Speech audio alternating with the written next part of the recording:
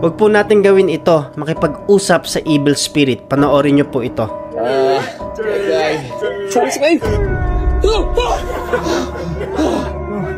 Come on, do it again. Go on. Again. Stop it. Come on. I let you go.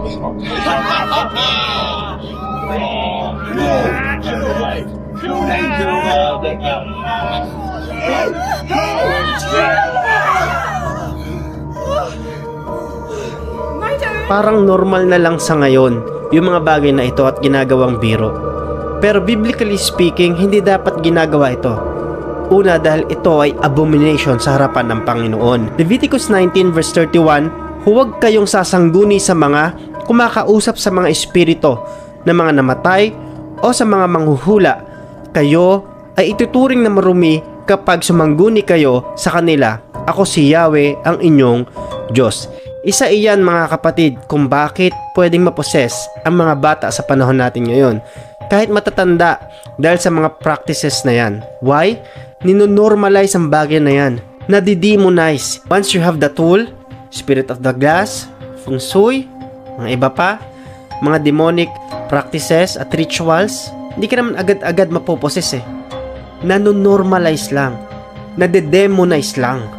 Tulad ng nangyari sa Mark chapter 5, si Jesus naka-encounter ng demoniac. Sa panahon natin ngayon, inaalis yung spiritually speaking. Pero ang totoo nun, meron pong nagaganap sa himpapawid na hindi natin nakikita. Ephesians chapter 6 verse 12, sapagkat ang kalaban natin ay hindi mga tao kundi masasamang espiritu sa himpapawid, mga pinuno, may kapangyarihan at tagapamahala ng kadiliman na namamayani sa mundong ito. Sa totoo lang kapatid, sa ayaw at sa gusto mo, ito ay hadlang sa ating pananampalataya sa Diyos. Pagtawag sa ibang Diyos, pagtawag sa mga iba't ibang espiritu, paglapit sa mga mangkukulam, manggagaway, mga espiritista. Diyan po nasasaktan ng banal na espiritu. Kailangang magtiwala tayo sa salita ng Diyos. Hindi natin dapat paniwalaan ang lahat ng espiritu, kundi suriin dapat natin ang mga espiritu. 1 Thessalonians chapter 5 verse 19, huwag niyong hadlangan ang ginagawa ng banal na espiritu at huwag niyong hamakin ang mga pahayag ng Diyos.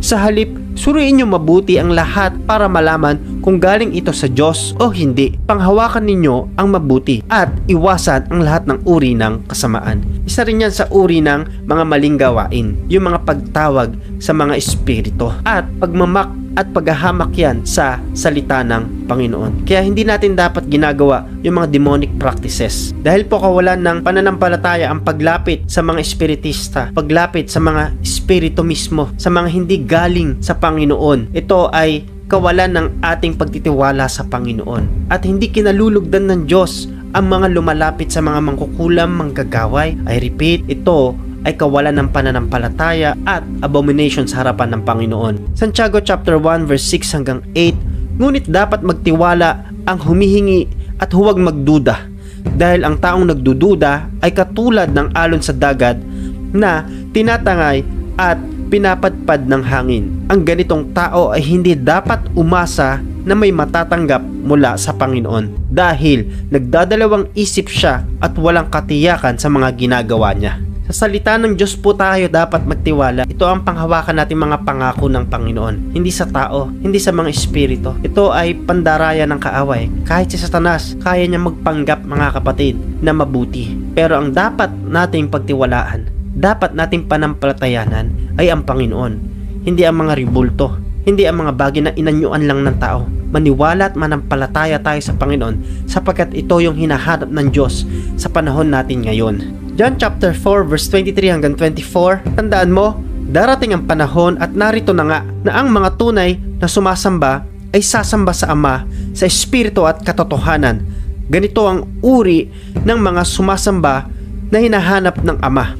Ang Diyos ay espiritu, kaya ang sumasamba sa Kanya ay dapat sumamba sa pamamagitan ng espiritu at katotohanan. Mapapansin nyo, hindi na to tulad ng dati, nakakaunti lang ang mga ngaral. Ngayon napakarami na.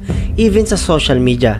Pero anong gagawin ng tao? I-reject nila yung repentance, i-reject nila yung gospel, i-reject nila kahit yung word of God. Sobrang rampant ng immorality. Pero dapat tumayo ang mga faithful servant. Kailangan tumayo yung totoo at mga mangangaral na hindi ipapahamak yung mga kaluluwa at mag-i-stand sa huling panahon.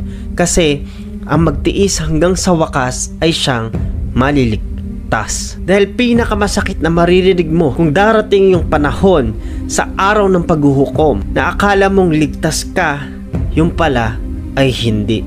Malinaw po yung pinapasabi ng Panginoong Hesus. We are in the last days at hindi natin alam kung kailan darating yung araw ng Diyos. Pero kalooban ni Lord na maging handa ka sa pamamagitan ng guidance ng banal na Espiritu. Pwede natin pakinggan ng mga aral, pero hindi lahat pwedeng tanggapin. Pwede nating marinig yung mga mangangaral ngayon, pero itest natin every spirit para hindi tayo malinlang. Maging handa at mapagbantay tayo. Hindi magpapakita si Satan, may sungay at may buntot. Dadayain niya tayo sa pamamagitan ng problema, ng karamdaman, anumang stage ng buhay mo. Ikaw man ay kabataan, nagtatrabaho, o pamilyadong tao, nagmi-minister, o matagal na ang Christian, o lumayo ka na sa Panginoon at gusto mong manumbalik. Ito yung strategy ng kaaway. Dadayain niya tayo. Paano tayo magiging prepare, maging filled tayo ng banal na Espiritu. Dahil ang banal na Espiritu ang magre-reveal sa atin ng katotohanan sa pamamagitan ng Panginoong Hesus, ng Word of God at will ng Diyos Ama ito, kapatid. I hope na ma-share mo to sa iyong mga kapatid, kamag-anak, pamilya, kaibigan. At front lang po yung ating topic. Ang gusto kong mangyari, kapatid, i-share mo yung kaligtasan nagmumula sa Panginoon. I-share mo yung kagandahang loob ng Panginoon. Kaya kung nakarating ka sa huling part ng video ito at hindi mo pa alam kung paano tanggapin si Jesus, paano magsisi, sabayan mo ako sa isang panalangin. Pikit mo yung mata at sabayan mo ako. Sabihin mo, Ama, salamat po sa oras pong ito. Patawad kung hanggang ngayon nakakagawa ako ng kasalanan. Pinagsisisihan ko po ang mga bagay na ito. Tulungan niyo po ako na makaganap sa kalooban po ninyo, Panginoon. Patawad po sa mga nagawa kong mali at kasalanan. I pray na lalo kong kasabikan ang inyong mga salita at lalong maranasan ng kapangyarihan ng pagkilos ng banal na Espiritu. Ilayo niyo po ako sa temptations. Ilayo niyo po ako sa samot-saring karamdaman. Dalangin ko po, tulungan niyo po ako spiritually. Ganun din sa aking pamumuhay. I-guide niyo po ako, Panginoon. Salamat po. Sa inyo ko po binibigay ang lahat na ito. Ito pa ang dalangin sa pangalan ni Jesus. Comment down below. Amen. Share this video at kung nakatulong sa iyo ito, comment lang po kayo kung may mga tanong kayo at may mga bagay na hindi ako nasabi sa video po na ito. God bless you, kapatid. Ito po ang inyong lingkod, Pastor Gab Bueno. God bless you.